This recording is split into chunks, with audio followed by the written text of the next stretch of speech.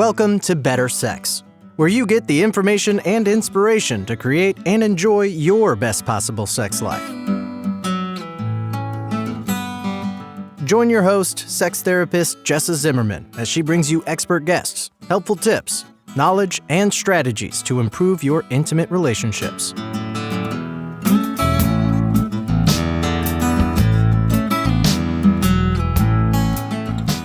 And now, your host, Jessa Zimmerman.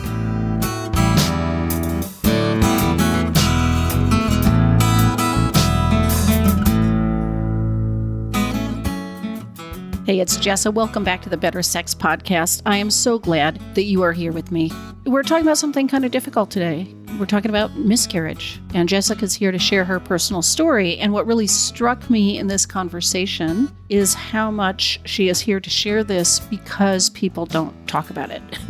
Because this is not, like she even says in the beginning, we don't even tell people we're pregnant often for the first trimester, so we don't have to tell them if we lose a pregnancy. There is this air of silence around these things that is not helpful to people. And there's a similar thing with sex. You know, people struggle with sex and don't talk about it. They don't hear their friends and family talking about it. Everybody thinks they're alone. They're the only ones with this going on. They don't have the support they need.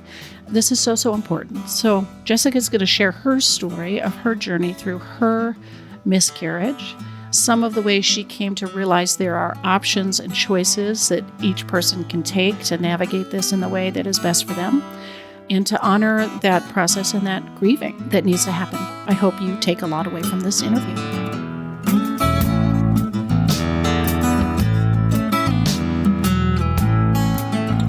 And before we start the show today, it is sponsored by Intimacy with Ease. It's a method to help otherwise happy couples achieve a sex life that is easy and fun for both of them, so that you can actually just enjoy your sex life with zero stress.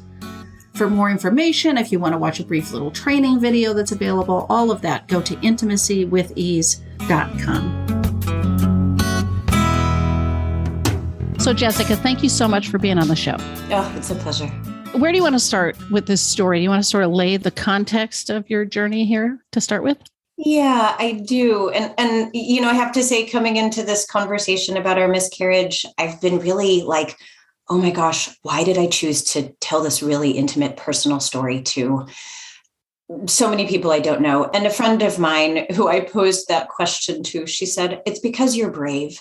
And so I just want to begin by acknowledging it really is taking a lot of courage to share this story. And I really want to normalize how hard this entire conversation is. Yeah. It's not easy for me. That's not why I'm telling it. Yeah. Yeah. It's hard, but because I feel it's important. Yeah. Well, thank you for that. Yeah. Yeah. So we got pregnant, and my husband and I got married the previous year, and we're both in our 40s and really didn't think we might ever find a person we would have a family with, but lo and behold, we did. So for the first time in my life, as opposed to trying not to get pregnant, I started trying to get pregnant. Yeah. And had been doing some nutritional therapy and a number of things to support my chances as a woman in my 40s to get pregnant. And 3 months in, we conceived, which was just so exciting. Yeah. So first time being pregnant, and I work full time in private practice, and I was sick and I was sort of stretched very thin. And we decided, for looking back, reasons I can't really put my finger on, not to tell anyone that we were pregnant. And I realized there's this sort of lore, like in the air and water, that says, when you first get pregnant, don't tell people and wait until the first trimester, the third month has passed before you do. Right. Right. I mean, I assume you're referring to that thing we get about wait for 12 weeks, because then we know we're past, the chance of miscarrying, or at least largely. Exactly. Right. So don't tell anybody. We don't want to jinx it or have to tell them we've lost the pregnancy. Bingo. And that's it. We don't want to have to get out loud about the truth of the fertility journey. Yeah. While so many people are miscarrying, so few of us are talking about it. Yeah. Yeah. And so that planted the seed for it to be not an easy journey when we miscarried at almost 3 months. Yeah. Because we hadn't told most people. Right. So, oh man, so you're going through this huge thing and nobody even knows you had a thing. No one even knows I had a thing. While I was leading groups and, handling my clients and being social, I told very few, even close friends, which looking back, I think, why? I'm so, so much of my advocacy personally and professionally and spiritually is about seeking support. So that already was like wow, it's so interesting that programming, really had its way with us. So we're seeing a midwife, and at 11 weeks, we had our second visit with her. And she said, I can't verify your pregnancy. She did the first physical exam, and she said it's inconclusive, but she just wasn't able to say for sure that we were pregnant. Okay. And by that point, I didn't have any signs that there were any issues. I'd had some spotting, which anyone who's been pregnant knows that can be fairly common and not indicative of any problems. Right. But very interestingly, the day after our appointment with her, during which she told us she couldn't verify the pregnancy, I did begin to miscarry. So it's really interesting to me because it turns out it's very likely that the pregnancy ceased being viable at 7 weeks. Oh, what makes you say that? So, this is going to get kind of specific, and, I just sort of honor your listeners for taking in all of these details. But when we miscarry, especially if it's a little later in the pregnancy, mine was at what I thought was 11 weeks into a healthy pregnancy, we pass an embryo. We still pass a body part, a body, even a very underdeveloped body. So the size of the embryo suggests that it was at 7 weeks that the life stopped developing. Wow. All right. It's called a missed miscarriage. And it's not that uncommon, where the body still thinks it's pregnant. I was still sick. I was still seemingly feeling that full feeling in my belly. But in the end, it turns out it possibly 3 to 4 weeks prior, the life had stopped developing. Yeah. It was the day after the midwife told us the pregnancy was potentially unviable that my body caught up. Wow. Do you sort of see that as you got, not permission, but that something about that allowed your body to start to release it? Is that how you kind of conceive of what happened? So. Yeah, I would say so. It's really, there's so much mystery when it comes to birth, conception and birth. But that Friday evening, I began some mild cramping and bleeding, and which was different than spotting. Right. It was clearly, wow, this is a miscarriage. And I was very calm, and the cramps were mild throughout the night. So I was able to sleep. I'd wake up, I'd breathe through some discomfort, and I'd go back to sleep. What I didn't know, but I certainly learned the following morning, is that in some cases, not all, but in my case, it was certainly true, that a miscarriage includes a labor, can include a labor. Yeah. So I woke up about 7, got out of bed, and by the time I was upright, the contractions surged beyond really what I was capable of feeling, way beyond my pain tolerance. I was in an amount of pain that I had never been in before. And that was the place, of course, where we called the midwife and we called a friend who we've been consulting. And there's not much that people could say. I wasn't able to take ibuprofen because I didn't have food in my stomach. So my body felt the full totality of the experience. And I was very, very blessed. And the people who kind of tune into my work know this, that my husband was so there with me. I was not alone by any means. Yeah. We certainly were unprepared, but we were unprepared together. Yeah. So I ended up crawling into the bathtub, and the warm water at least kind of dulled the pain a little bit. And I had a labor and a delivery. And I found myself using my voice to move through the contraction. So I was wailing and I was really screaming. And my in-laws, who we have a duplex, so we share a building, a house with them on the other side. I could only, I know they were very scared and praying for us. But I passed the embryo and my body released and the pain subsided, and, we could hold it. And we could see it. And of course, we saved it so that we could bury it, which we did the next day. And we thought that was it. And it was super hard and it was super scary. And I also was amazed by my body and amazed by my partnership with my husband, that we could go through that. And I felt that we'd crossed over something. We had gotten pregnant, we lost the pregnancy, and that we were going to get through. But really, the reason I called you and wanted to tell my story is that the journey kind of began there. It didn't end there. what happened in the subsequent 3 and 4 and 5 and 6 weeks was a process of figuring out how to complete the miscarriage. Okay. So yeah, tell me more. What happened was, it seemed like I was bleeding for a couple of days. I was bleeding for a week. The bleeding stopped about a week in, but then it started again. Mm. And we were in touch with our medical providers who were suggesting that I get an ultrasound just to see how much was left. And it turns out that there was, a meaningful amount of what they call the kind of products of conception still in my womb. And do you know anything about how common that is, that the miscarriage is not sort of complete? Gosh, that's a really, really good question. I know how common miscarriage is. I'm pretty sure it's very, very common that a woman will have the option to have additional intervention if she chooses, because it's not complete. I don't have statistics, but it's not like it's rare, right? Like often there's some sort of procedure offered to finish this up. Okay. Yes, that's the word, to finish it up. Yeah. So at that point, I was at this crossroads where I was given options, and the people who gave me the options included my midwife and a gynecologist we talked with. And they said there were two.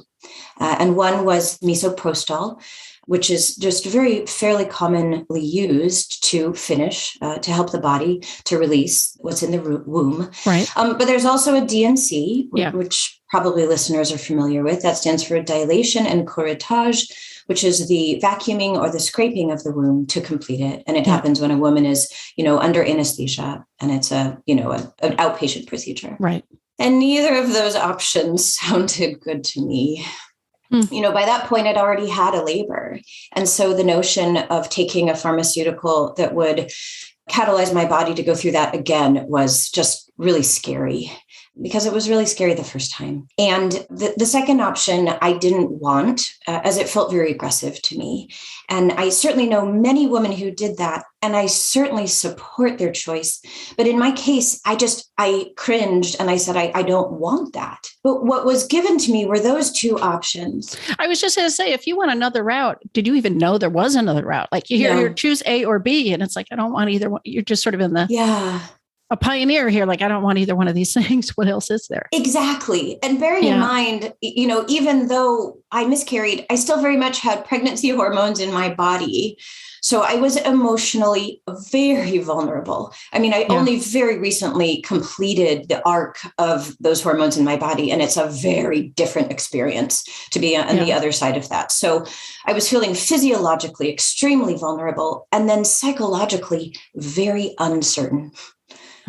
Which is so undermining to that feeling of safety. I was feeling so unsafe with this question, because what I was told was having this material in my body risked infection. It was a medical risk to me.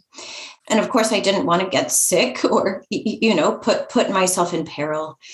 And so we got the misoprostol. We fulfilled that prescription because I thought that was the lesser of the two kind of evils or compromises. But in the meantime, my husband, who was not physiologically in the same boat, right? He was not immersed in pregnancy hormones. Right.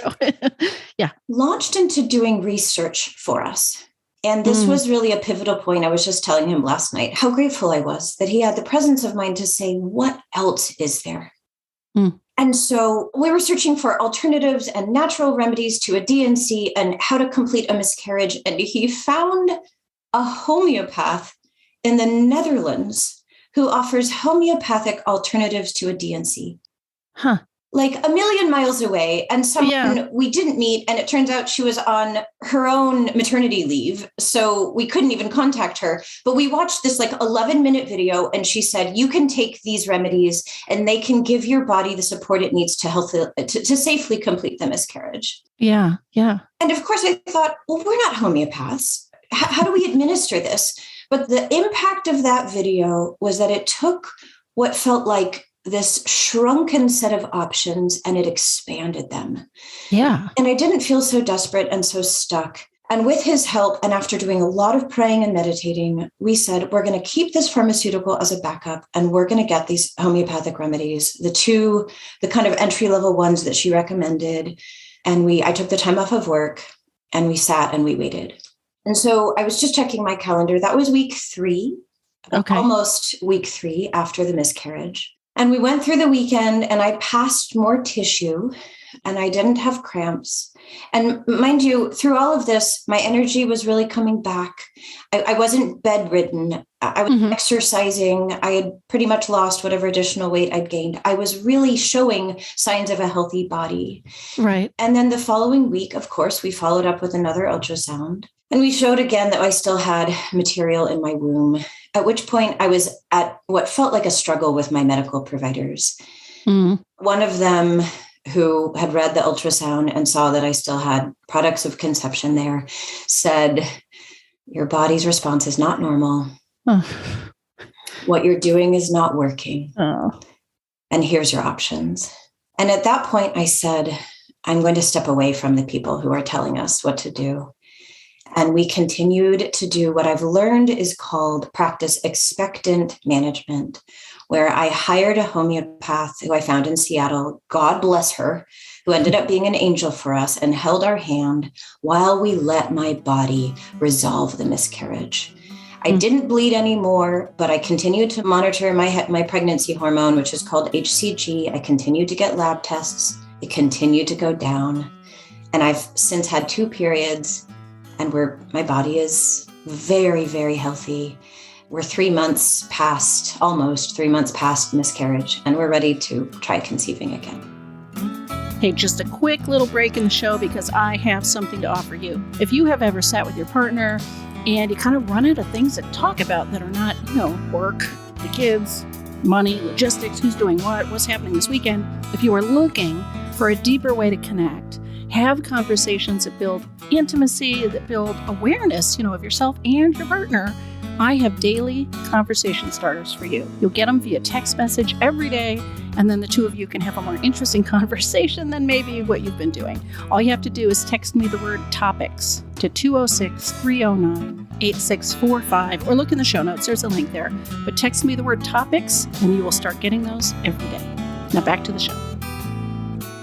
Have you done another ultrasound too to sort of verify that all the tissue is gone? Or at this point, it's like I'm trusting the process? So I had 2 periods, which I believe were continuing to release whatever was there.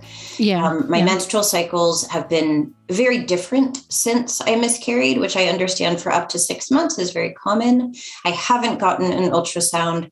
My HCG levels, you can't have I'm sure you know this, you can't have a period unless the pregnancy hormones are below 5. Right. A certain point. Yeah. A certain point. Yeah. And the threshold is 5 or 6. So I had all other indicators that this is complete. Yeah. And we're proceeding from there.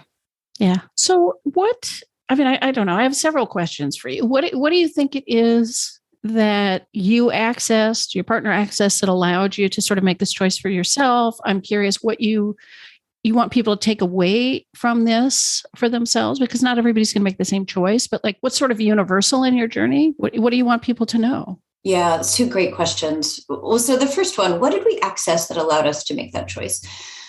I think it was on our side, frankly, that we are older. And, it's definitely not a help for maximizing the chances of having a child. And we are in that journey now and doing our best. But in that, we are both in our 40s, both educated in our respective ways, and have both spent a long time as adults making natural choices around our health. We use a combination of Western medicine and then really our food and our lifestyle choices. So we have a long practice of making choices that are unique to us and empowering for us. And I think if we had not already had a practice of making choices that were different than mainstream medical choices, I doubt we would have been able to do that in the face of all of that vulnerability. So I think our maturity, our relative maturity, and then our history of a lifestyle that way helped us. Yeah. I don't prescribe in any way any particular choice for a family going through a miscarriage. I'm on many Facebook groups with mommies over 40 and also parents who lost a pregnancy or a child. I've sought out lots of support, and I've heard lots and lots of stories of many, many different ways that people do this. And I have no judgment. It is such a hard choice. So the universal is not, do it the way I did, but the universal is there are choices. And here's one person, and here's her journey and the choices she made and we made, because I certainly did it with my partner. I've spoken with many women who've heard my story because I have gone public prior to this about our miscarriage. Mm-hmm. And I saw a lot of interesting things that really caught my attention. And one was a lot of people who essentially said to me, I didn't know I had any other choice. Yeah. And then I spoke with a friend this weekend, and she said, oh, my doctor did tell me I could just let my body handle it, but I didn't have any examples of women who had done that. I didn't have role models. Yeah. Yeah. So she went with the more mainstream medical options. Now, everyone has to do it in a way that feels in alignment for them. Pregnancy is so much about the mommy's body, especially saying what's true for me. Yeah. But if we don't know we have options, and given the immense number of factors that are working against us in terms of us having like a feeling of choice and power there, it's like something's inside my body. I chose to get pregnant, but it's like taken over. So, given all of that, I think the takeaway that I wish for listeners to hear is that there is such a thing as options, and I took one. Yeah, that's so important. I sort of want to ask you about the impact of this whole experience on your intimate relationship with your husband too. Anything you want to share about that? Because I know that what I'll hear from clients a lot is once people are trying to get pregnant, that can change the nature of sex or connection. And then losing a pregnancy can be devastating, and then trying to get pregnant again. And I don't know how much you feel like you might want to share about that, but I at least want to ask. Oh, it's a wonderful question. I feel very blessed. We're not that far into our marriage. So we're really a newlywed couple. We just had a 1-year anniversary shortly before getting pregnant. Actually, we were pregnant. We had a 1-year anniversary shortly before losing the pregnancy. So we're a new couple. Yeah. And I would say it brought us so much closer. Mm. The first month after the miscarriage, I feel like we were just holding each other and shaking. And thank God, there was bickering, there was stress. It wasn't like, oh, okay, we just like somehow floated into harmony with this awful thing. But we kept coming back. It wasn't that we didn't trigger each other, but we kept coming back and remembering that we were on each other's team and we were going through this together, and we stayed slow. Yeah. I kept my workload as low as I could. We really were quiet in many ways. We didn't jump to the next thing, but mostly because my body was still going through it. Right. So that's something that I just have this like question about, because the medical procedures on offer finish, quote unquote, the process. My curiosity is what happens to the grief arc. It's such a major loss. And we were going through it in a very physical way, which helped us in a very emotional way prioritize it. Mm. And I don't wish that challenge on anyone, but I do feel that there was something that got space, that needed space, that allowed us to kind of be very sober and kind of very real about the process. We weren't trying to ignore it. We couldn't. I was still bleeding. Right. I was still seeing medical providers. And I think that was pivotal to our bonding. It's interesting. It's almost like if we accelerate the miscarriage process, then maybe it short circuits your grief process, right? Like all of a sudden you're done physically, but where's that space and time to just sort of be in it? That's my curiosity. I shared my miscarriage story with my community. And what I saw, it seemed, was a lot of people not only have a lot of empathy for us, and, I certainly don't know, this is just a speculation, but it seemed to me that there was a surge of grief that was kind of sitting and hanging out. And a lot of people were feeling it through my miscarriage, potentially about their own losses. Right. It was actually a little overwhelming to me to see how much my friends and extended community was impacted. So much so that I ended up kind of releasing some information about, here's how you kind of come down from a big experience. Like, this is what I'm doing. Many of you may want to try this, because it seemed to me there was this surge of grief by the people who were closest to us, of grief potentially ungrieved. Yeah, that makes sense. Yeah. So I would say it's like we walked through fire together. I feel my husband and I walked through fire, and we are so much, I mean, there's like a kindness that we bring to each other, knowing how much we've gone through, and we are trying to conceive again, and it's exciting. And we're continuing to remind each other we are so happy with who we are and what we have, so that we're lessening the pressure that we put on ourselves, because it's, it's hard to keep going after that. So we're really doing the things so that we know that we have each other, whatever else happens. It sounds like you are bringing that into your sexual intimacy in terms of we are connecting with each other. We're connecting with what we have now. We are in this together, and not letting trying to get pregnant or having loss of pregnancy sort of overshadow too much. Yes, that's a really good word. It could so easily.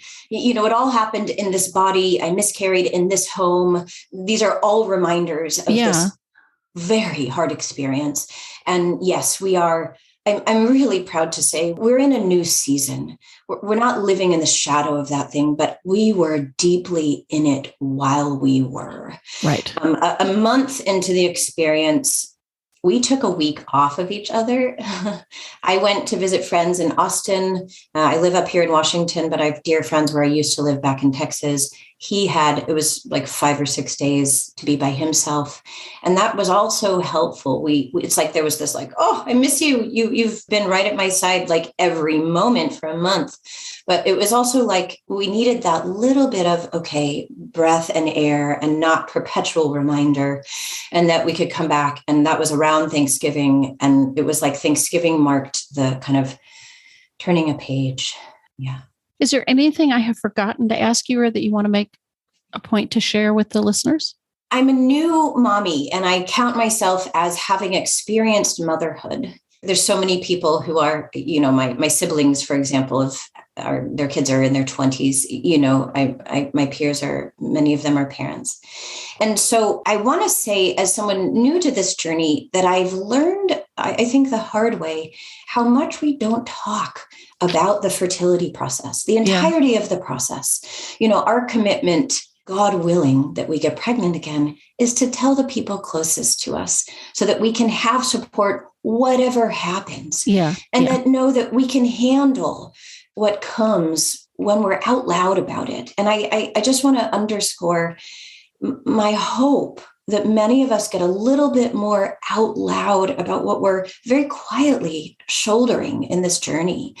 Certainly not just in trying to conceive, but being parents, which, it's like, I think, as long as I just have a baby, everything will be easy. Right. Like right. I'm under no illusion. Yes. But to foreground rather than background, there is no exception to the trend that everyone I told I miscarried said either I did too, or my mother did too. Yeah. There was no exception. The how common this is blew me away relative to how I never heard the stories. Yeah. So I just want to underscore, I'm wanting to be out loud because I want others to be more out loud, so that we don't have to do this alone, and so that we don't feel that stress, and our bodies have the greater chance of sustaining other healthy bodies. Yeah. That's my hope. Well, thank you so much. And I really appreciate and commend the courage you showed sharing this, the heart that you've got to want to bring this message to people and support other people. So thank you so, so much. Thank you so much for supporting my story as well, Jess.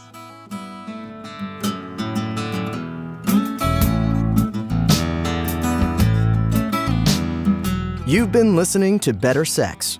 Please visit our website, bettersexpodcast.com, for show notes and additional episodes.